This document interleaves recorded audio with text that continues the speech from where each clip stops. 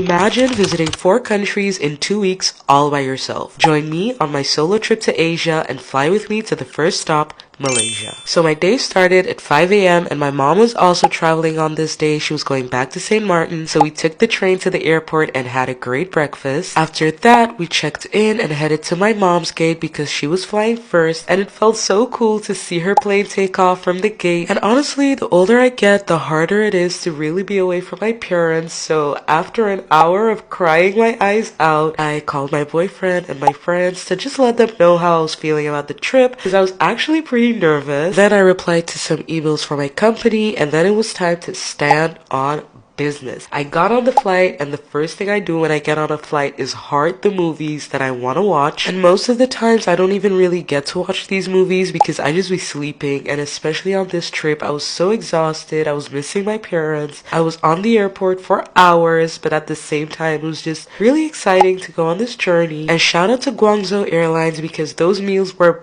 bussin'. The flight to Guangzhou was about 11 and a half hours, and when I landed in China, that's when the chaos started. Y'all, tell me why I was at the wrong gate for my transit to Kuala Lumpur. When the flight attendant noticed, she took my boarding pass and my passport and she started running. And I'm like, hold up, wait a damn minute, cause I'm a very long way from home, don't play with me. Anyways, she started shouting something, and the next thing I know, I was literally the last person to board the plane. Almost missed that flight, but God is good. The flight to Kuala Lumpur was 4.5 hours. When I landed, I got a welcome drink and I went to exchange my euros into Malaysian ringgit. At this point, I was just so exhausted. I couldn't wait to get to my hotel. It was about an hour drive to the city from the airport. And when I got to the hotel, it was just all so worth it. I stayed on the 47th floor and my apartment was beautiful. I took a shower and I took a nap. Oh my god, look at the view from the pool. Stay tuned for the rest of this journey. Bye!